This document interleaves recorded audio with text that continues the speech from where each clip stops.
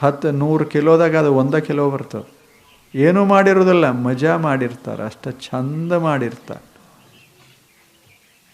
ಅದರ ರುಚಿ ತಗೋ, ಒಂದು ದಿವಸ ಅಷ್ಟೇ. ಹಿಂಗೆ ಬದುಕಬೇಕು ಮನುಷ್ಯನೇ. ಎರಡರ ಮಧ್ಯದಲ್ಲಿ ಮುಖ ಇದು ಪ್ರಸನ್ನವಾಗಿರಬೇಕು.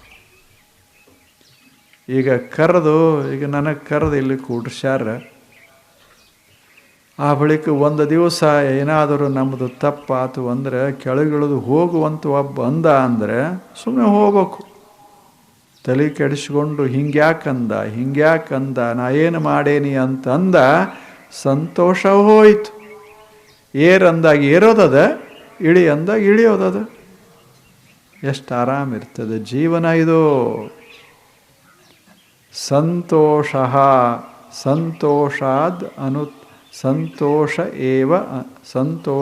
ಅನುತ್ತಮ ಲಾಭ ಯಾವುದೂ ಇಲ್ಲ. ಸಂತೋಷಾದ ಅನುತ್ತಮ ಸುಖ ಲಾಭ. ಸಂತೋಷದಿಂದಲೇ ಜೀವನಕ್ಕೆ ಸೌಖ್ಯ ಬರುವುದು. ಅನುತ್ತಮ ಸುಖ, ಅದ್ಭುತ ಸೌಖ್ಯ ಜೀವನಕ್ಕೆ ಬರಬೇಕಾದರೆ ಜೀವನದಲ್ಲಿ ಸಂತೋಷದಿಂದಿರೋದು, ಎರಡಕ್ಕೆ ಸಮನಾಗಿರೋದು. ಕೊನೆಗೆ ಹೇಳ್ತಾನೆ ಆತ, ಮನಸ್ವಿ ಕಾರ್ಯಾರ್ಥಿ ನ ಗಣಯತಿ ಸುಖಂ ವಾನ ದುಃಖಂ. ಇವ ಬುದ್ಧಿವಂತ. ಮನಸ್ವಿ ಅಂದರೆ ಬುದ್ಧಿವಂತ. ಕಾರ್ಯಾರ್ಥಿ, ಅವನಿಗೆ ಬದುಕ ಬಹಳ ಮಹತ್ವದ್ದು, ವಸ್ತು ಮಹತ್ವದ್ದಲ್ಲ. ಮನಸ್ವಿ ಕಾರ್ಯಾರ್ಥಿ ನ ಗಣಯತೆ. ಯಾರು ಬುದ್ಧಿವಂತರೋ, ಯಾರು ಬದುಕನ್ನು ಚೆನ್ನಾಗಿ ಸಾಗಿಸಬೇಕಂತಾರೋ ಅಂಥವರು ನ ಗಣಯತೆ ಸುಖಂ ವಾನ ದುಃಖಂ.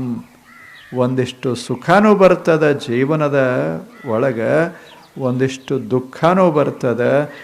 ಎರಡರ ಮಧ್ಯದಲ್ಲಿ ಸಂತೋಷಿಯಾಗಿರಬೇಕು.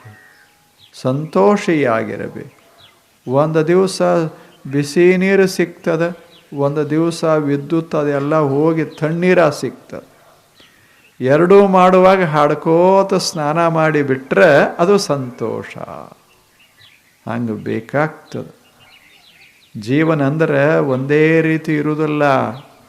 ಈಗಿಲ್ಲೇನು ವಸಂತ ಬಂದರೆ ಇದೆಲ್ಲ ನಿಸರ್ಗ ಬದಲಾಗ್ತದೆ. ಹೇಮಂತ ಬಂದ್ರೆ ಎಲ್ಲ ಹೋಗೇ ಬಿಡ್ತದೆ. ಎಲೆ ಸಹಿತ ಬಿದ್ದು ಹೋಗಿರ್ತಾವ. ವಸಂತದಾಗ ಚಿಗಿರ್ತಾವ, ಹೇಮಂತದಾಗ ಬಾಡಿ ಹೋಗಿ ಬಿಡ್ತಾವ, ಉದರ್ತಾವ. ಇವಾಗ ಚಿಗುರೋದು, ಅವಾಗ ಉದುರೋದು. ಇದು ವಸಂತ, ಇದು ಹೇಮಂತ. ಇಷ್ಟೆಲ್ಲ ಋತು ಎರಡು ಇರೋದೇ, ಎಲ್ಲ ಇರೋದು. ಹಾಗೆ ಜೀವನದ ತಟ್ಟಿಯೊಳಗೆ ಸ್ವಲ್ಪ ಹುಳಿ, ಸ್ವಲ್ಪ ಸವಿ ಎರಡೂ ಬರ್ತವೆ. ನಿಸರ್ಗ ನಮಗೆ ನೀಡ್ತದೆ. ಎರಡನ್ನ ಸಮಗೊಳಿಸೋ ಜೀವನ ಹದ ಆಗ್ತದೆ, ಸಂತೋಷ ಹೆಚ್ಚುತ್ತದೆ. ಎರಡನ್ನ ಸಮಗೊಳಿಸು. ಎಷ್ಟು ಚಂದ ಎಲ್ಲೇನು ನೀವು ಕೇಳಿರಬೇಕು. ಹಿಂದಿನ ಕಾಲದಾಗ ಒಬ್ಬರು ಮಹಾಶರಣರಾಗಿ ಹೋದರು. ಬಹಳ ದೊಡ್ಡವರು, ಬಹುತರ ಜಗತ್ತಿನಲ್ಲಿ ಅಷ್ಟು ಅಪರೂಪದ ಶರಣರವರು. ಅವರು ಮಹಾರಾಜ ಇದ್ದರು. ಅದು ಕಾಶ್ಮೀರದ ಮಹಾರಾಜ, ಸಾಮಾನ್ಯಲ್ಲ. ಕಾಶ್ಮೀರ ಅಂದರೆ ಭೂಮಿಯ ಮ್ಯಾಲಿರುವ ಸ್ವರ್ಗ ಅಂತಾರೆ. ಅಂಥ ಕಾಶ್ಮೀರದ ಒಡೆಯ. ಆತನ ಹೆಸರ ಮಹಾದೇವ ಭೂಪಾಲ. ಹೆಸರು ಎಷ್ಟದ, ಮಹಾದೇವ ಭೂಪಾಲ್. ಇಂಥ ಮಹಾರಾಜ ಏನು ಸಂಪತ್ತು ಭರಿತ, ಯಾವುದಕ್ಕೂ ಕೊರತಿರಲಿಲ್ಲ. ತಿನ್ನೋದು, ಉಣ್ಣೋದು, ಇಡೋದು, ತೊಡೋದು, ಲಕ್ಷ ಲಕ್ಷ ಜನ ಅವರನ್ನು ಪ್ರೀತಿಸುವ ಪ್ರಜಾವರ್ಗ, ಸುರಕ್ಷಿತವಾದಂಥ ದೇಶ, ರಾಜ್ಯ, ಯಾವುದಕ್ಕೇನೂ ಕೊರತಿರಲಿಲ್ಲ.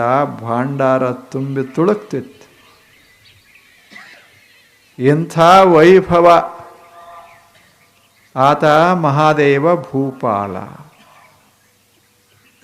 ಮಹಾರಾಣಿ, ಅತ್ಯಂತ ಸುಂದರಳಾದಂಥ ಮಹಾರಾಣಿ. ಮಹಾದೇವ ಭೂಪಾಲ ಇಬ್ಬರ ಜೀವನ ಅಷ್ಟು ವೈಭವೋಪೇತ, ಅಷ್ಟು ವೈಭವದ್ದು. ಆದರೆ ಒಂದು ದಿವಸ ಇದೇ ಮಹಾದೇವ ಭೂಪಾಲ ತನ್ನ ಸಿಂಹಾಸನವನ್ನು ಇಳಿದ. ಹೆಂಡತಿ ಮಹಾರಾಣಿಯನ್ನು ಕರ್ಕೊಂಡ. ರಾಜನ ಬಟ್ಟೆ ಬರೆಗಳನ್ನೆಲ್ಲ ಇಳಿಸದ. ಕಲ್ಯಾಣಕ್ಕೆ ಬಂದ ಅಂತ ಕಥೆ ಬರೆದಾರ. ಕಲ್ಯಾಣಕ್ಕೆ ಬಂದ. ಬರುವಾಗ ಏನೂ ಇರಲಿಲ್ಲ, ನಡೀತಾ ಬಂದ. ಏನು ವೈಭವ ಅಲ್ಲೇ, ಎಂಥ ವೈಭವ! ಎಷ್ಟು ಜನ ಸೇವಕರು, ಎಷ್ಟು ಜನ ಸೇವೆ ಮಾಡುವಂಥ ಪರಿಕರಗಳು ಎಷ್ಟೆಲ್ಲ ಇದ್ದು.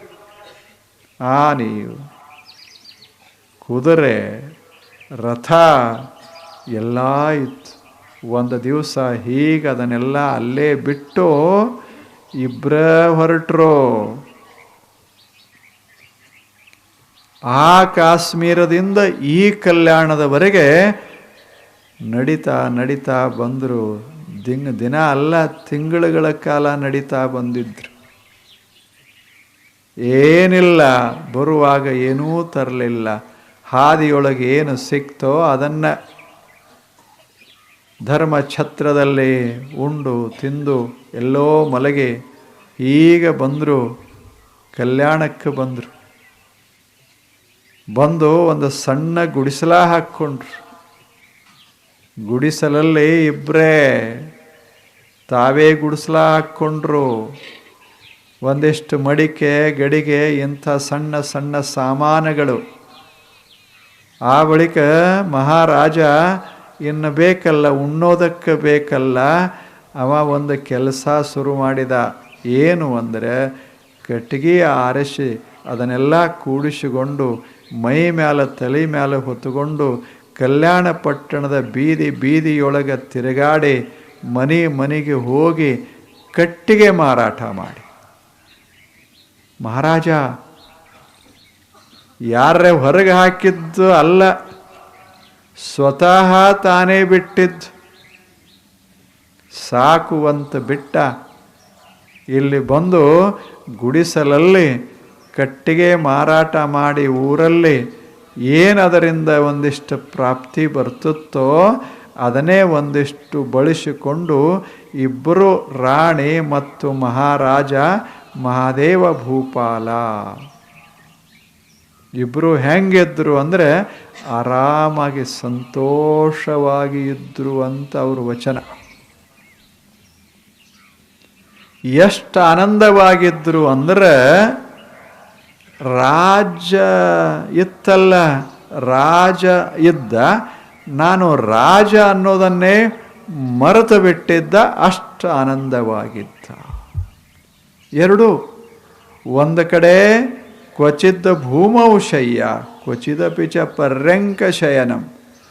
ಒಂದು ಸಲ ರಾಜನ ವೈಭವ ಅನುಭವಿಸಿದವ, ಅರಮನೆಯಲ್ಲಿ ಮಲಗಿದವ, ಎಂದ ಸಣ್ಣ ಗುಡಿಸಲಲ್ಲಿ ಮಲಗಿದಾನ. ಯಾರು? ಮಹಾದೇವ ಭೂಪಾಲ. ಇತಿಹಾಸದಲ್ಲಿ ಒಂದು ಅದ್ಭುತ ಘಟನೆ ಅದು. ಯಾರು ಬಿಡ್ತಾರ ಹೇಳಿ? ಒಂದು ಸಣ್ಣ ಒಂದು ಇಂಚ ಜಾಗ ಬಿಡಲಿಕ್ಕಾಗದ ನಾವು ರಾಜ್ಯ ಬಿಡ್ತೇವೆ ಹೇಳಿ? ಎಲ್ಲಾದರೂ ಸಾಧ್ಯವೇ? ಎಂಥ ಮಹಾರಾಜ್! ಮತ್ತು ಕಷ್ಟ ಎಷ್ಟು! ಎಂದೂ ಅವನಿಗೆ ಕಟ್ಟಿಗೆ ಕೂಡಿಸಿದ್ದು ಗೊತ್ತಿಲ್ಲ, ತಲೆ ಮೇಲೆ ಹೊತ್ತಿದ್ದು ಗೊತ್ತಿಲ್ಲ, ಮಾರಾಟ ಮಾಡೋದೇ ಗೊತ್ತಿಲ್ಲ. ರಾಜ ಎಂಥವ ದಾರಿಯೊಳಗೆ ಮಾರಾಟ ಮಾಡ್ತಾ ಹೋಗ್ತಾ ಇದ್ರೆ ದಾರಿಯೊಳಗೆ ಜನ ನಿಂತು ಆಶ್ಚರ್ಯಪಟ್ಟು ನೋಡ್ತಿರ್ಬೇಕು.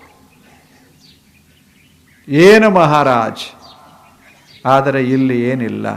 ತಲೆ ಮೇಲೆ ಕಿರೀಟಿಲ್ಲ, ಮೈ ಮೇಲೆ ರೇಷ್ಮೆಯ ಬಟ್ಟೆ ಇಲ್ಲ, ಆಭರಣಗಳೇ ಇಲ್ಲ, ಸೇವಕರಿಲ್ಲ, ಯಾವುದು ಛತ್ರ Please subscribe, like, and share.